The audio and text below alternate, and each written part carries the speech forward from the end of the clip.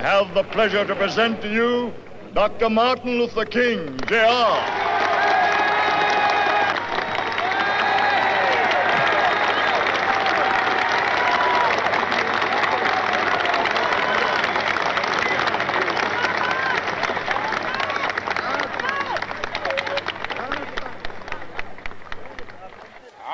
Happy to join with you today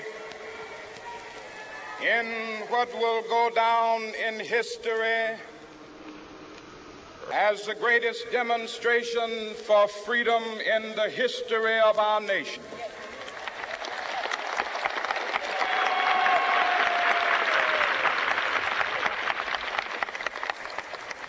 Five score years ago,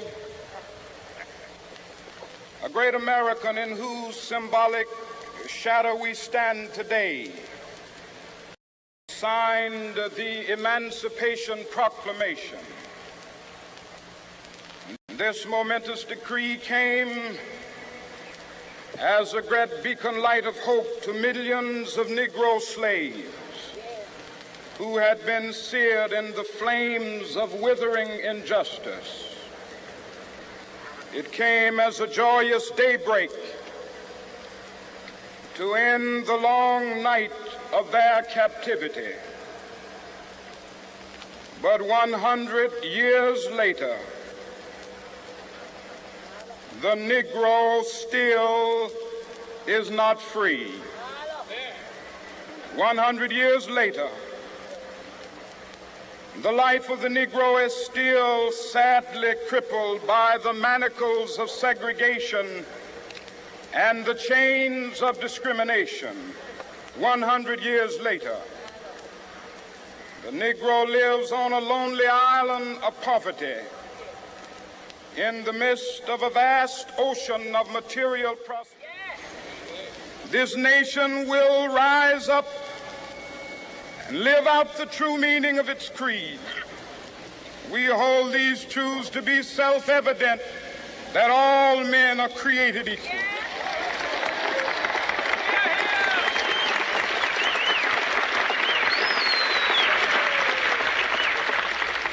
I have a dream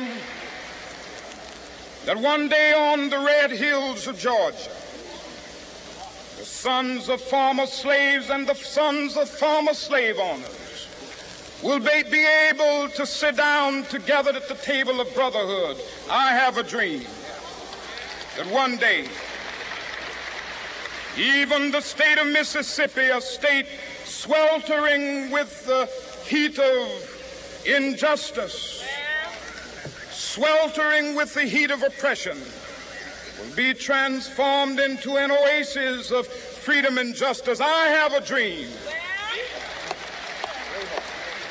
that my 4 little children will one day live in a nation where they will not be judged by the color of their skin, but by the content of their character. I have a dream today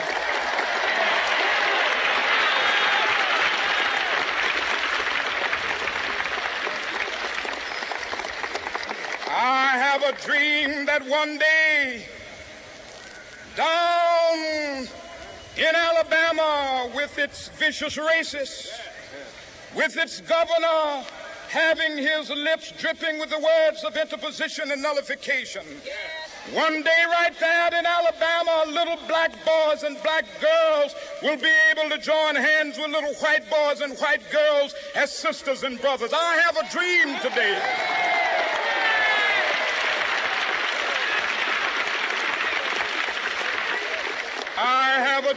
that one day every valley shall be exalted, and every hill and mountain shall be made low. The rough places will be made plain, and the crooked places will be made straight, and the glory of the Lord shall be revealed, and all flesh shall see it together. This is our hope. This is a faith that I go back to the South with. With this faith, we will be able to hew out of the mountain of despair a stone of hope. With this faith, we will be able to transform the jangling discords of our nation into a beautiful symphony of brotherhood. With this faith, We will be able to work together, to pray together, to struggle together, to go to jail together, to stand up for freedom together, knowing that we will be free one day. This will be the day. This will be the day when all of God's children will be able to sing with new meaning, "My country, tears of thee. Sweet land of liberty, of thee I sing. Land where my fathers died, land of the pilgrim's pride. From every mountainside, let freedom ring. And if America is to be a great nation, this must become true. And so let freedom ring. From the prodigious hilltops of New Hampshire, let freedom ring. From the mighty mountains of New York, let freedom ring. From the heightening Alleghanies of Pennsylvania, let freedom ring. From the snow-capped Rockies of Colorado, let freedom ring. From the curvaceous slopes of California. Not only that, let freedom ring from Stone Mountain of Georgia. Let freedom ring from Lookout Mountain of Tennessee. Let freedom ring from every hill and molehill of Mississippi, from every mountainside.